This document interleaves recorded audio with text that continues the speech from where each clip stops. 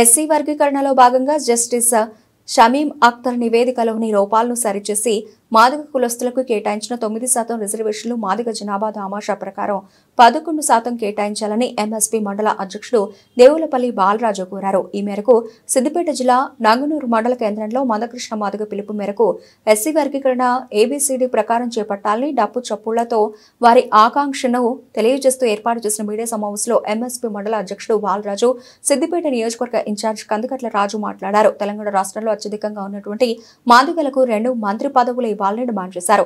SC వర్గీకరణ group 1, group 2, group 3 కాకుండా ఏబీసీడీగా 4 గ్రూపులుగా వర్గీకరించి ఎస్సీలలో 59 కులాలకు సమన్యాయం చేయాలని కోరారు. ఈ కార్యక్రమంలో పేరుమణి యాదయ్య, ఎంఆర్పీఎస్ గ్రామశాఖ అధ్యక్షుడు పాపిగారి నరేష్, నరసింగరావు, రాజమౌళి, కనకయ్య పలువురు పాల్గొన్నారు.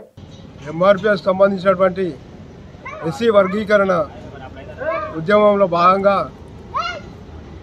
మరి ఈ నంగనూరు మండల కేంద్రంలో నిర్వహించడం జరుగుతుంది. డప్పు సప్పుడుతోటి మా ఆకాంక్షను తెలియజేస్తున్నాము.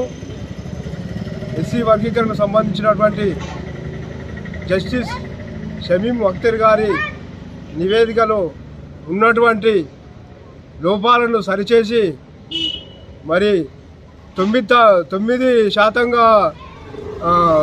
ఇస్తారన్న రిజర్వేషన్ను మా జనాభా అనుగుణంగా 11% ఇవ్వాలని కోరుతున్నాము.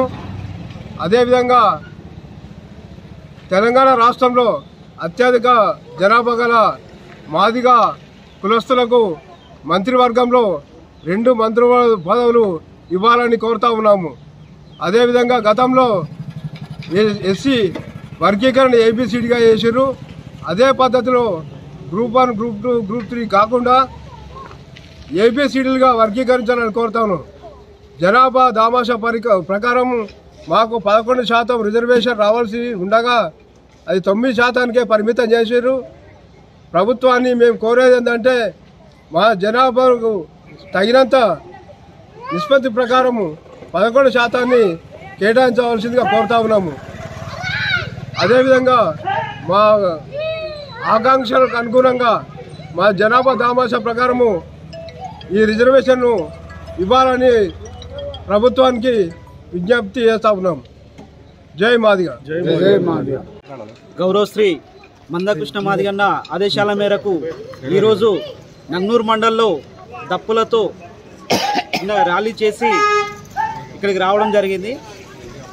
ఏదైతే తెలంగాణ రాష్ట్రంలో మాదిగల జనాభా 33 లక్షల మంది జనాభా ఉన్నది. ఆ జనాభా లెక్కల ప్రకారం మాకు ఎంత వాటా వస్తుందో అంత వాటా మాకు ఇవ్వాల్సిందిగా ఈ ప్రభుత్వాన్ని డిమాండ్ చేస్తున్నాం.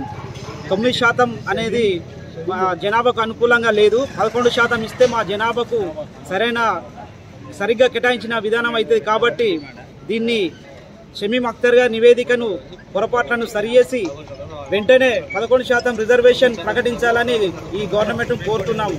అదేవిధంగా ఈ వర్గీకరణ లోటుపాట్లను సరి చేసిన తర్వాతనే ఏ రిక్రూట్మెంట్ అయినా ఏ ప్రభుత్వ నోటిఫికేషన్ అయినా ఇవ్వాలి. లేకపోతే మా మాదిగలకు మాదిగ ఉపకులాలకు అన్యాయం జరుగుతుంది. కాబట్టి ఈ వర్గీకరణ జరిగిన తర్వాతనే నోటిఫికేషన్లు కానీ ఉద్యోగ ప్రకటనలు కానీ చేయాలని ఎంఆర్పీఎస్ తరఫున మేము డిమాండ్ చేస్తున్నాము. అదేవిధంగా ఏబీసీడీ 4 భాగాలుగా చేయాలి.